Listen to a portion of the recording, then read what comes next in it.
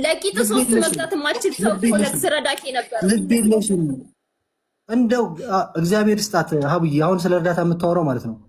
እኔ ቶም እየተማርኩ አዲስ አበባ ዩኒቨርሲቲ ተማሪ ማር ነበረ ፊልም ስኩል። ካልከፈልኩ ብላ ሴት ስትወድ የምታደርገውን አታውቅማ። ካልከፈልኩ እኔ አልፈልግም እያልኳት ፍቅሯን ለመግለጽ ግድ ካልከፈልኩኝ ብላ እትትህ ብላ የአንድ ወር 700 ብር ከፍላልኛለች። አንድ ሁለተኛ ደግሞ የሆነ ጊዜ ታመሜ ሰው አልነበረኝም። በጣም ታመሜ እግዚአብሔር ይስጣት። መጠኑ አይደለም ዋናው መድረሱ ነው። በጣም አመስግኛታለሁ። 10 ያታንሰው ታመሜ ማንም ሰው አልነበረኝም። የታክሲ ምን ነበር? ከዛን በመሀል ተደዋወልንና ልንገርሽ እኔ ታክሲ አልጠቀምም። ተደዋወልንና 150 ብር ነው 150 ብር ከፍላ የመንግስት እኔ ካንተ ጋር ማውራበት ጊዜ የለም። ከዛ ውጪ ያደረገችልኝ ነገር የለም። እኔ ነኝ የማረግላት። ከኔ ነው ገንዘብ የምትወስደው ዲቦራ። እሷ አካውንት ስቴትመንት ቢታይ የሀገር ብር አለ ገባኝ። ስለዚህ አሁን እሷ ይኑረኝ እንዴ ይኑረኝ። ለልጃችን እንኖርለት አይደለም ለምኛ አይደለም ለልጃችን አባት እናት ነው ነው አንተ አባት መሆናችን። ስለዚህ እኔ ይኸውልህ አላየው አጠገቤ እንዳይደርስ ብለህ ሰርተሃል። ልክ እንደ በሽታ ቆጥረክ ወደ ቤተሰቦቼ እንዳይቀላቀል ብለህ ቪዲዮ ሰርተሃል።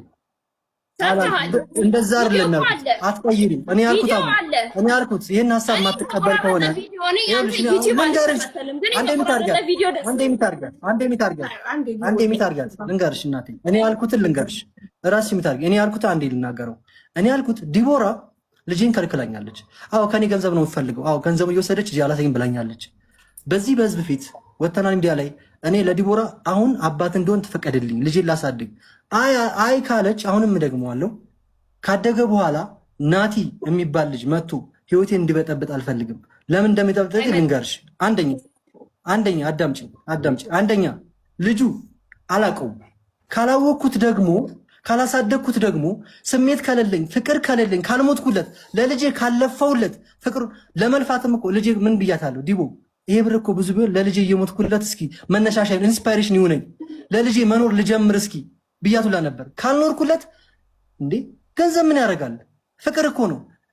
ባለፈው አንድ ሰውዬ 3 ልጆቹን አስመርምሮ 2 የሱ አይደሉም፣ አንዱ የሱ ነው። አንዱ የተመረመረ ልጅ ልልቅ ከሁለቱ ጋር ፍቅር አለው። ለምን? ልቡ እነሱ ጋር ነው። እነሱ ጋር የሱ ያሉት ልጆች ይወዳል። ለምን? ስለሚገናኝ፣ ስለሚያፈቅራቸው፣ ስለሚለፋላቸው፣ ስለሚታገልላቸው። ያ ነው አባትነት ማለት። እንደዛው ያላሳደግኩት ልጅ ነገ መጥቶ ለወንድሙ ለልጆቼ ሌላ አዲስ እንግዳ እንዲሆንብኝ ምናምን እንዲሆንብኝ አልፈልግም። እኔም ስሜቱ ልንገርሽ አባቴ ልንገርሽ አሁን ሊሰማኝ ይችላል በዚህ ሰዓት። ይህን ሁሉ እድሜ ስኖር በ15 ዓመቴ እኔ ራሴ ለፍቼ ከሀገር ተንከራትቼ ከእናቴ ተደብቄ ነው የምልሽ። እናቴን ተይው አሁን በቅርቡ ይመጣላታል ቃል ለምድር ለሰማይ በሚዲያ ካልወጣናት አባቴ የምፈለጋ ብሎ እኔ ልንገርሽ በዛ በገጠር ጊዜ ማለት ነው ገጠር ክፍለ ሀገር የእሱን ገንዘብ አልፈልግም። ልጄን በብቃት አሳድጋለሁ። እሱን አናቀውም።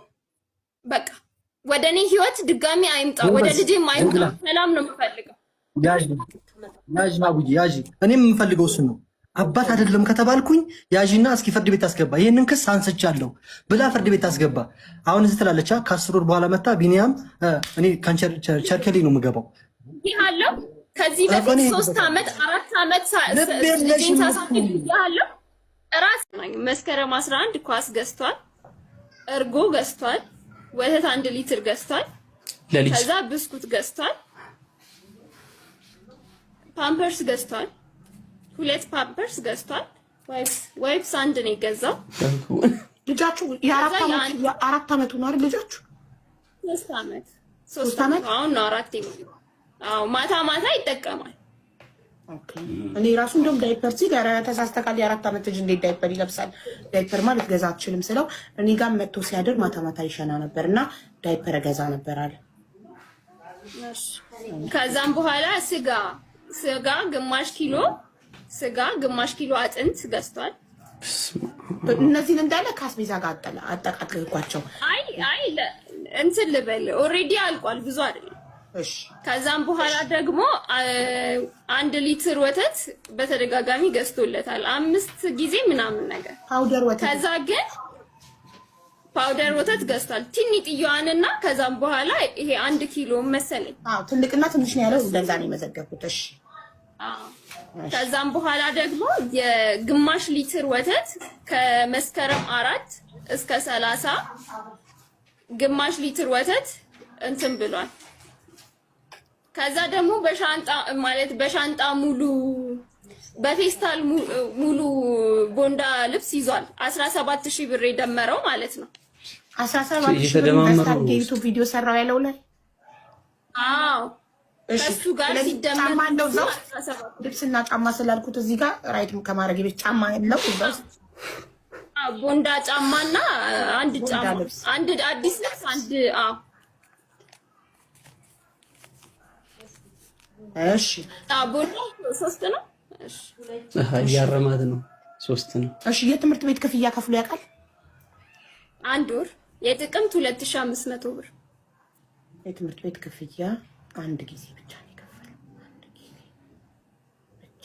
ኦኬ እሺ እንትን 4000 ብር በወር ይሰጥ ነበር? በጭራሽ። ኧረ በህልሙም 400 አይሰጥም። አይደለም 4000 ብር 4 ብር አይሰጥም። የለኝም ነው የሚለው። ከቶ ማያውቅም 4000 ብር አንዴም በህይወቱ በጭራሽ በጭራሽ። ዴኔ ተመርምሮ ነው የሚበዛው። ዴኔ ተመርምሮ አባትነቱ ከታወቀ ጀምሮ ለ8 ወር ምንም በቃ ይሄን ብቻ ነው ያደረገው። ከዛም በኋላ ደግሞ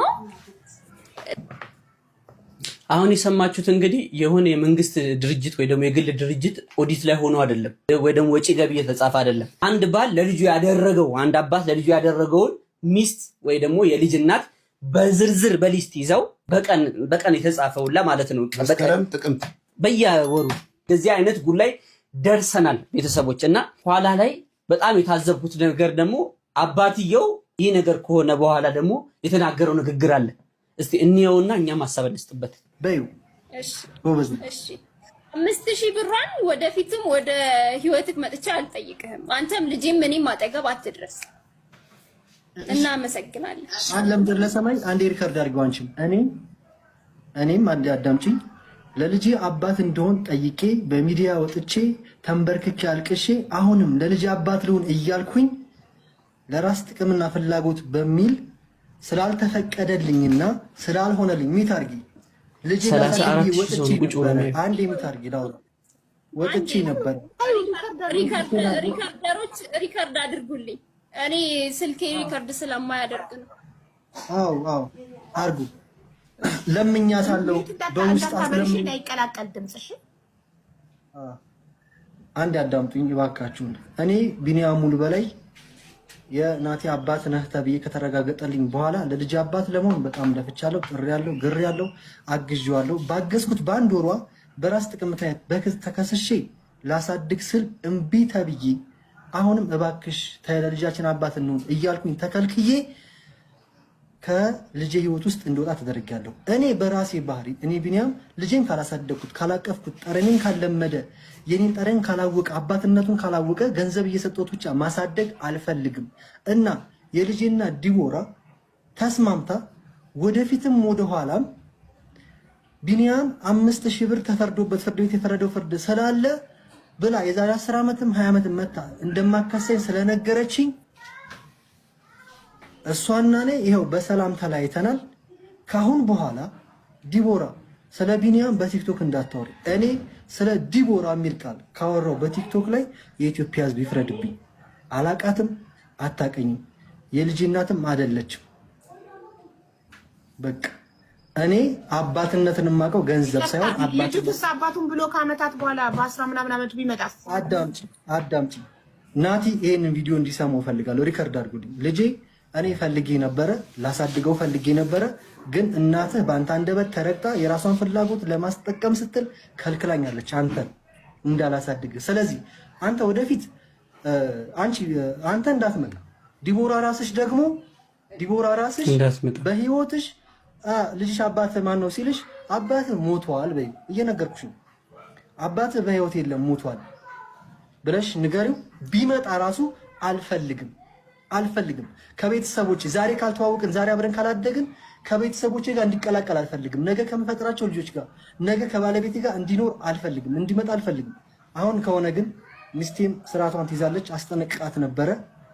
ማንም ሰው በልጅ አይመጣም ነበረ። እኔም አላፈቅረውም አሁን ከዚህ በኋላ ምክንያቱም አላፈቅረውም፣ ፍቅር የለኝም ለሱ። ወደፊት ቢመጣ እኔ ማላፈቅረው እሱም አያፈቅረኝም። መጥቶ ህይወቴ እንዲበጠብጥ አልፈልግም፣ መቼም ቢሆን አልፈልግም። አይ ብላ ተስማምተን ከሁለቱ አንዱን መርጣለች። ይሄ ቃሌ ነው፣ መቼም የማላጥፈው ነው።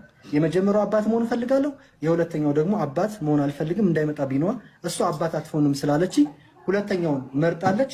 እኔም ደስ እያለኝ ወደ ህይወቴ እንዳይመጣ እንዳትልኪብኝ ከዘሮቼም እንዲቀላቀል አልፈልግም። በቃ እኔ አሁን እረሳዋለሁ። ናቲ የሚባል ልጅ እንዳለኝ እረሳለሁ። ቃል ለምድር ለሰማይ። ከዚህ በኋላ ናቲ የሚባል ልጅ አለኝ ብዬም አላስብም። ይሄ የራሴ ባህሪ ነው። አመሰግናለሁ አቡዬ። ይሄው ነው በቃ። ስለዚህ ችግራችሁ ተፈታ። በቃ በዚህ ተስማማችሁ ሁለታችሁ። ሰላም ነው እንዲሆዬ የማይደርስብሽ ከሆነ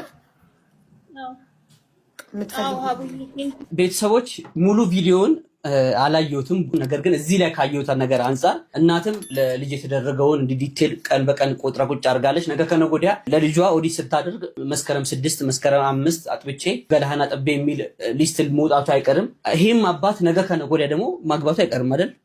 ማይመች ሁኔታ ሲሆን ልክ እንደዚህ አይነት ነገር መፈጠሩ አይቀርም። እንደው በህይወት ዘመናችሁ ብዙ ስህተቶች አሉ። ከስህተቶች ደግሞ አንዳንድ ስህተቶች ምንድን ናቸው? እንደው ህሊና የማያልፋቸው ስህተቶች አሉ። ዝም ብላ ሸል ብዬ ልለፍ 35 ሺህ ብር በጥሬ ወስዳለች። 35 ሺህ ብር እስካሁን ድረስ 7 ወር ምናምን ቢሆኑ ነው። የሶስት ወር በ10 ሺህ ብር፣ የአንድ ወር በ5 ሺህ ብር ተቆራጭ ወስዳለች። ይህንን ወስዳ ቢኒያም ልጅ ነው አይረዳም። ብሩን ይፈልጋሉ፣ ቢኒያምን አይፈልጉም። ከትናንት ወዲያ አንድ ሰፈር ሆነን ማለት ነው። ልጁን እንደ አይፈልጉም። እየሄድኩኝ ፊት ለፊት ላይ ስንገናኝ መንገድ ቀይሳብኝ ይዛብኝ ሄደች። እኔ ልጄን እፈልጋለሁ፣ ልጄን ላሳድግ፣ ለልጄ ወንድም መከታ ለሆነ አባት ለሆነው ብዬ ብጠይቃቸው እምቢ አሉኝ። ከአንተ ገንዘብ ነው፣ ልብ ካላችሁ ገንዘብ አህያውን ጠልቶ ዳውላውን ይላል ያገሬ ሰው። እኔን ጠልተሽ ቢኒያም ወንጀለኛ ነው፣ ብሩስ ወንጀለኛ አይደለም። ብሩ ሲሆን ወንጀል እየከሰሽ በፍርድ ቤት ያራራች፣ እኔ እየተበደርኩኝ እየተቀደርኩኝ ይከፍላለሁ። ለምን 10 ሺህ ብር ለመክፈል ቢኒያም ወርሃዊ ገቢው ስንት ነው? 10 ሺህ ብር ቀላል ነው። ስንት ነው የምትቀጠሉ? ከኮየ ፈጪ ቦሌ መድኃኒዓለም ሄደሽ ኤርፖርት ለመስራት በወር 5 ሺህ ብር ነው የምትቀጠለው። አንድ መምህር የሚቀጠረው በወር 10 ሺህ ብር ነው። ቢኒያም መንግስት ነው እንዲያሰኝ 25 ሺህ ብር ደሞዝተኛ ነኝ ብላለች። ቅድም አልሰማክም? አረ በጭራሽ። ከየት አመጣው ነው እንትን የምትለው? እኔ የማውቀው ነገር የለም። አክስቷ ቤት የምንኖር ልጅ ደሞዟን የምታውቀው እሷ ናት። አክስቷ ቤት አንቺ አክስትሽ እየተረገጥሽ እየተሰደብሽ አክስትሽ ቤት አትኖሪም። ከአክስቷ ቤት የወጣችው እኔ ሚዲያ ላይ ወጥቼ የአንቺ ከስተመር የአንቺ ኦዲየንስ ባገዛቻት በተከራይ ይችላል መሲ በጌታ ባከራይ ይችላል። ከዛ ደግሞ ቢኒያም ስሜን አጠፋለች። ከሰስኩት ውጤቱ አርብ ይመጣል ስትለኝ አዎ ከሳኛለች፣ አርብ ይመጣል። ዲቦራ ከሰሰችን ብዬ ብሰራ መሲ የፈለገችው ምትላት እኔ ከመሲ ጋር ኮንታክት አላደርግ እንጂ ምን አገባኝ። ከሰስኩት አለች። አዎ ከሳኛለች ብዬ ሰራ አንተ ስለሰራ ነው እሷ ያላገዘችኝ። እንዴ መጀመሪያ እኮ ሰርታችኋል እናንተ በቲክቶክ ከሰነዋል ይመጣል ብላችሁ። ስለዚህ እናንተ ከሰነዋል ስትሉ አዎ ከሰውኛል፣ እንደዚህ ተፈርዶብኛል ብዬ ቪዲዮ ሰራ መሲ ከለከለችኝ አለች። ስከለክላት አላዩ መሲ በጌታ እኔ እህት ናት። የረዳችሁም ታሪኳን የቤት ሰምታ ነው እሷ በራሷ አጥንታ ማቆም መብቷ ነው። የአመት የቤት ኪራይ ነበር ቃል የገባችው። ከዛ በኋላ የሰማችሁን ሰምታ የመተው መብት አለ። በሰው ገንዘብ እኔ ለምን አቆምሽ ብዬ መጠየቅ አልችልም አይደል? ሰው ከገዛ ኪሱ ሲረዳ እስካመነበት ድረስ ነው የሚረዳው። ስለዚህ እኔ ቢኒያም አልደረስኩባትም። ከለክላትም በከለክላት እኔ ምንም አላወራች አላቃትም። መሲም ምንም የማውቀው ነገር የለም። ከለከለችኝ። ስለዚህ 100 ሺህ ብር ክፈልኝ አንተ ነህ ስሜን አጠፋ አለችኝ። የቱ ጋር ነው ስሟን ያጠፋሁት? ዲቦራ አይዞሽ ፎሎ አድርጓ ከማለት ውጪ ቆይ 100 ሺህ ብር የጠየቀችበት ምክንያት አንደኛ እሱ ቪዲዮ ስለሰራብኝ ያው መሲ በጌታ እንደውም አንድ ቁጥር እየጻፈች ትገባለች። እሱ ቪዲዮ ስለሰራብኝ ቆይ አንዴ እሱ ቪዲዮ በመስራቱ ምክንያት ማስታወቂያ ስራ አንዴ ዲቦራ ተራሽ ላይ የኔ እናት ረጅም ሰዓት ሰጥቼሽ ነበር። አሁን የሱ ተራ ነው ፕሊዝ። እሱ ቪዲዮ ስለሰራብኝ እና ማስታወቂያ መስራት አልቻልኩም። ኮመንት ላይ ይሰድቡኛል። እኔ ባዮ ላይ ስልክ ቁጥሬን ያስቀመጥኩትኝ ለስራ እንዲደወልልኝ ማስታወቂያ ለመስራት እንጂ የእሱ ተከታዮች እየደወሉ እንዲሰድቡኝ አይደለም። ስለዚህ እሱ ቪዲዮ ሰርቶ ባደረገው ተጽዕኖ ምክንያት ሴቶችም ወንዶችም ተከታዮቹ አድናቂዎቹ እየደወሉ አንቺ ግን ምን አይነት ጨካኝ ነሽ እንደዚህ እንደዚህ እያሉ ይናገሩኛል። በዛ የሞራል ካሳ ህግ አጥንቻለሁ። ሳልፈልግ ህግ አጥንቻለሁ። ራሴ ነኝ እንትኑን ስምምነቱን የምጽፈው ውል ነው ምናምን። እዛ ላይ 100 ሺህ ብር ካሳ ይዘህና ሽማግሌዎቹን ይዘህ ስመጣ አሉት ብላ 100 ሺህ ብር መጠየቋን አንተን አምናለች እኮ ለደረሰባት ተጽዕኖ ነው 100 ሺህ ጠይቃችሁ። አብዬ እኔ ልናገር? መስዬ አንዴ መሲ ትናገር ፕሊስ።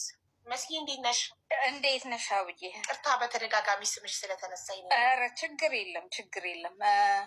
እኔ ያቆምኩበት ምክንያት ያው እንዳሉት እነሱ እየወጡ ሲካሰሱ እሷም ሜንሽን አድርጎት ነበር ለመስቀል ገንዘብ ሲሰጣት ኢቭን እንደሚሰጣት እንኳን ለነሱ አልተናገረችም። በዛ ሰዓት ሰምቼዋለሁ ማለት ነው። እና ልክ አላደለ ከዚህኛውም ለቤት ክራይ ብላ ነው ልጅቷ የሰጠቻት በዛ ሰዓት ማለት ነው። አዎ ሰው እየረዳኝ ነው ምናምን እንኳን አላለችም። እና አሁን በተለያየ መንገድ እኔ ያው እንደገባኝ ያው የሁለቱ ችግር እንዳለ ሆኖ አንዳቸውም ከአንዳቸውም ብዙ ባይሻሉ ግን በተለይ እሷን ደውዪልኝ አስብዬ ደውዬ አውርቻታለሁ። ያው እንትኑ ላይ ይቅርና አንቺ ሰብሰብ ብለሽ በቃ ከሱ ጋር መካሰሱን ትተሽ ልጅሽን አሳድጊ።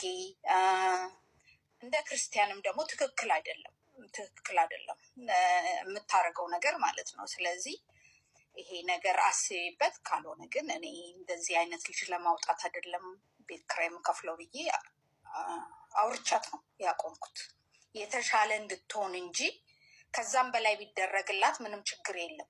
ግን ተመልሶ በቃ እንዴት ልበልሽ፣ ብዙ ሰው ስላለ መናገር አይመችም እንጂ አንዳንዱ ነገር በዛ መንገድ እንድትሄድ አይደለም።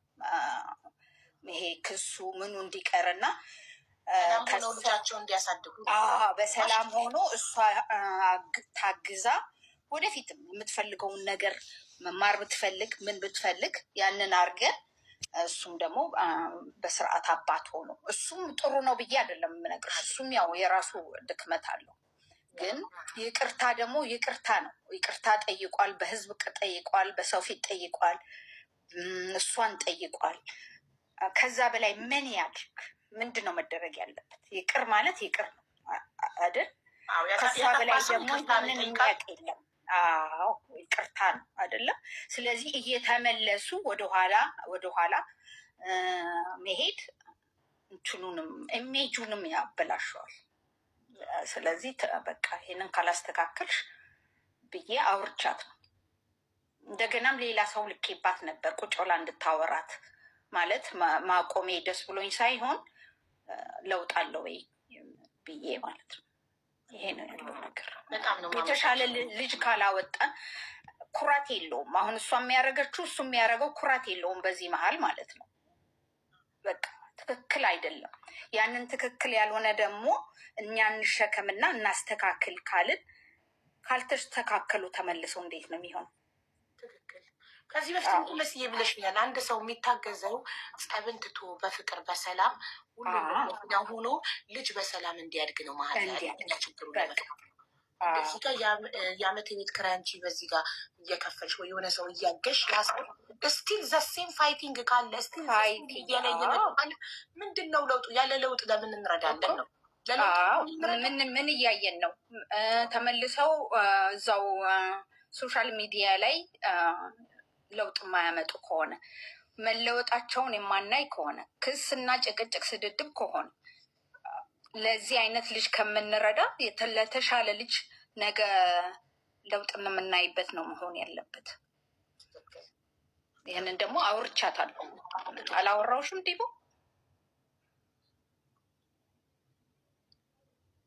እሺ መስዬ በጣም ነው የማመሰግነው። ማለት እንዲህ በዚህ ምትኝ ቀድሞ ደስ ይለኝ ነበር፣ ግን ቢሆንም በጣም ባለውለታዬ ነሽ። እንደዚህ